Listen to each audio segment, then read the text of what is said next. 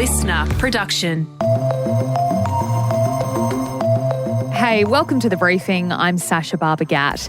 Every day, 58 people in Australia are diagnosed with breast cancer. 1 in 7 Australian women will experience it in their lifetime. Diagnoses have increased by almost a quarter in the last 10 years, but the relative 5-year survival rate is 92%. Despite most patients getting a positive prognosis, it is a disease that will impact every facet of a person's life. So, when Elle Macpherson came out in the Australian Women's Weekly this week to talk about rejecting chemotherapy for an all-natural approach to treating her breast cancer, she raised some eyebrows. The 60-year-old former supermodel says she was called to follow an, quote, intuitive, heart-led, holistic approach, end quote, which involved a combination of therapies and lifestyle changes. She was under the guidance of a primary doctor, a naturopath, holistic dentist, osteopath, chiropractor, and 2 therapists. Elle spent 8 months alone in a rented house in Arizona following surgery to remove a lump from her breast. There, under her doctor's care, she says she focused every single minute on healing herself. She says she's now in clinical remission, or as she calls it, utter wellness. So is this the big answer to cancer treatment? Probably not, according to most experts who have flocked to denounce Elle's approach. Joining me now to talk about why her comments are concerning is Dr. David Robert Grimes, a cancer researcher and author. Dr. Grimes, welcome to The Briefing. Do you think Elle Macpherson's comments are dangerous? I think they're dangerous and irresponsible for a variety of reasons. Firstly, it's misleading about the cancer she actually had. She had what most medical professionals and oncologists consider a pre-cancer. There's quite a distinction between that.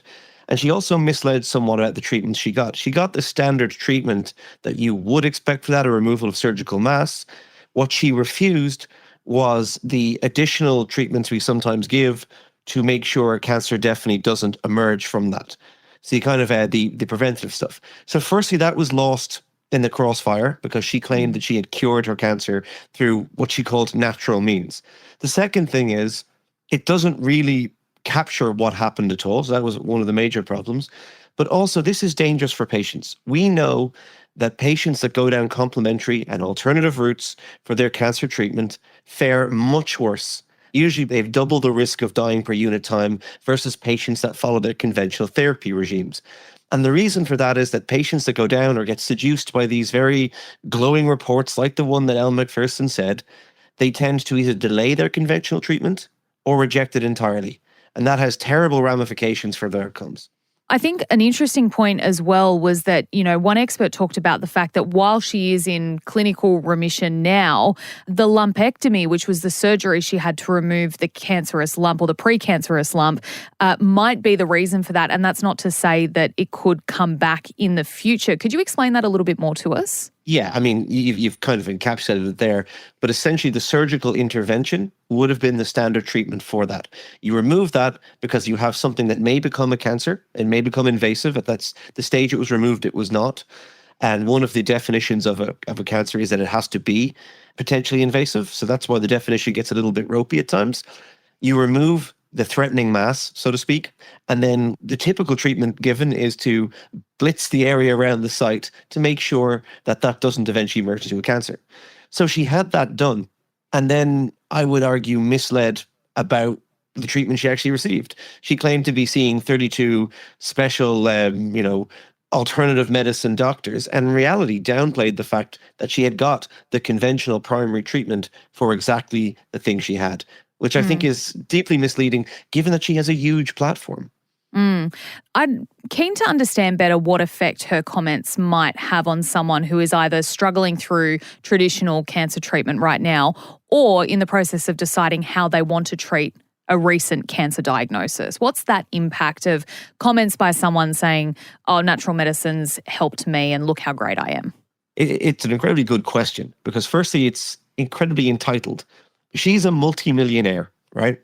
She can afford whatever she wants. Most of us, when we are faced with cancer or a loved one is faced with cancer, cannot just simply say, I'm going to hire 32 people to come and stay in my mansion and, rub chakras over me or whatever else. That's not going to happen for most of us. So it's really entitled to just say, well, why don't people just do this, right? It also downplays the incredibly important advances we've made in medical science for treating conditions exactly like this. It's giving the credit for that to people that do not deserve it. And the other thing, as I've mentioned previously, is that conventional medical treatments scare people sometimes because they know, oh, this can be hard or this might be painful.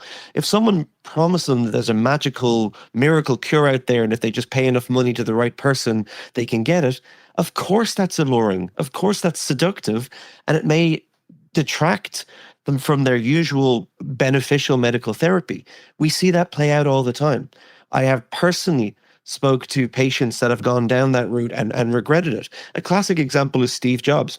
When he was diagnosed with a treatable cancer, he went down a juicing alternative medicine route. And by the time he had realized that this was not working, it was too late to treat his cancer and he died. That story we know because he's famous, but it plays out week on week all around the world, leaving bereaved families who got seduced by the kind of stuff that Elle Macpherson, who by the way is selling this as well, she runs a wellness company, this is good PR for her new book. I don't think she gives a damn about the well-being of women around the world. I think she cares about selling her brand and her product, and I think that's incredibly irresponsible and damaging. Now, I read your main tweets on this where you've said basically what you've told us today, that what she said was incredibly damaging and dangerous. And then I read the comments under it. And I have to say majority of them were people who seemed to think that there was this great conspiracy around the cancer industry, that there is a cure that Big Pharma doesn't want anyone to know exists because cancer makes a huge amount of money. You know, while we might kind of laugh off conspiracy theories, people genuinely believe that. They think that there's this big secret cabal happening to keep a cancer cure away from us, and they're scared of traditional medicine. So can you understand why some people might latch on to something like natural therapies and go, well, I want to try that because I don't trust Big Pharma and I don't trust what I think is a lie being sold to me? Absolutely. And look, I wrote about this in my book. I talk to patients about it all the time, and I lecture on it as well. 37% of Americans, for example, believe that the FDA is suppressing a cure for cancer. So this is not a fringe belief by volume, but it falls apart with basic inspection. Firstly, anyone who had a cure for cancer, even if they were selling it for peanuts, would be incredibly rich. In Australia, where we're talking right now, healthcare is generally free. Right? People aren't making money out of treating cancer patients. If you even think about it critically for more than a few seconds, every pillar of that belief falls apart. If you had a secret magic bullet for cancer, it would be worth a fortune. Also, cancer isn't one disease. It's an entire family of disorders, all unified by the fact they have strange and abnormal cell division. We know different cancers respond to different treatments. The idea of a single magic bullet is a bit ridiculous. But it is a very persistent belief. I should also point out that the natural therapists and people who make these claims a lot of the time, and it often is them making the claims, they're not giving away their wares for free. They're actually charging for it. So if we're talking about profit, this is where you should be looking. It's a very popular conspiracy theory, and as you saw in the comments, you never read the comments. People will yell it out there. But if you think about it in any kind of intellectually honest way for more than a few seconds, every tenet of that belief falls apart. I do want to play devil's advocate for a little bit longer. Now, Elle came out, and I understand, you know, your point about the fact that she has a wellness company. She's selling holistic therapies to make money for herself. However, she chose this route. She went off into the desert and spent 8 months alone healing, as she said herself. And she feels good and she feels well. Why should we begrudge her the opportunity to talk about that in a public forum? Why can't she come out and talk about the experience she had and feeling positive about maybe not going through chemo and instead choosing to do yoga and drink juice? So the analogy I draw then is that this is a little bit thing called survivorship bias, right? If you get in your car drunk and drive home out of your brains and don't kill anyone, you can't simply go, well, I had a positive experience of drink driving, right? You might have got away with it. Other people won't. So when you stand up there and go, this is actually great, when all the medical evidence and scientific evidence is pointing against you, and you have the ability to influence other people, at the very least, it's irresponsible, right? But at the most, when you have another vested interest, such as Macpherson does, This happened 7 years ago, by the way. So the reason it's coming up now is that she's pushing her product line and the book, and this fits into the aura she wants. This is not an innocent observation. My experience is this. Once you have a microphone that big, your words matter. The same reason if Elon Musk goes and tweets something terrible, which he often does, or Donald Trump, we have the right to go, that is wrong and that's going to cause harm, because it does. Just because this is now a supermodel doing it still doesn't make it right. What about the idea that people should have a choice in how they treat cancer? So while going to a doctor and an expert is your first port of call, maybe they don't want to go through chemotherapy for whatever reason. Maybe they want to look at other options.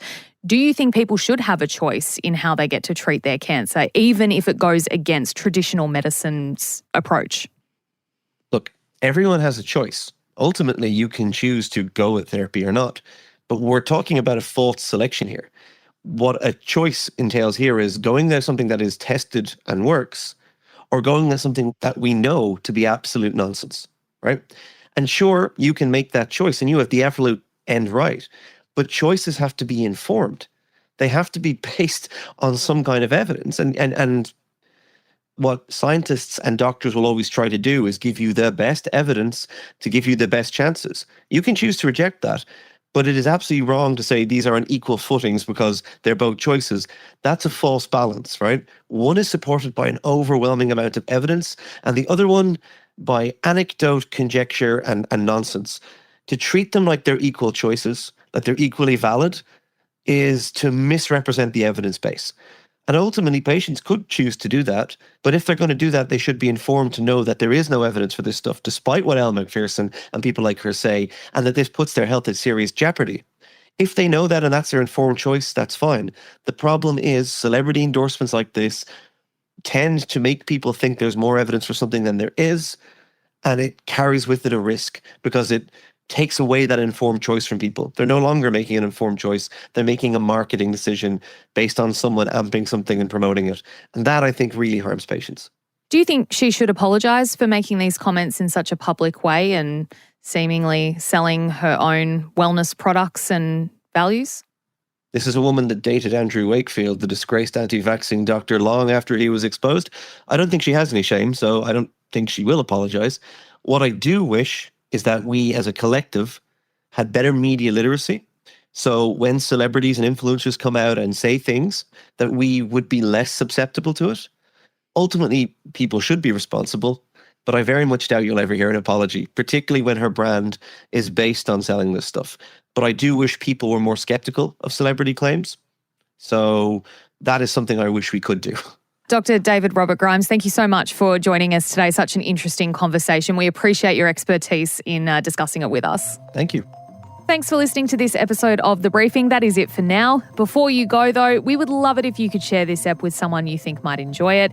And if you want to keep up with our other content, we are on Instagram at The Briefing Podcast. We're also on TikTok and YouTube. Search Listener Newsroom. And we'll be back in your feed tomorrow morning with another deep dive and the headlines from 6 a.m. I'm Sacha Barbour Gatt. We'll see you then.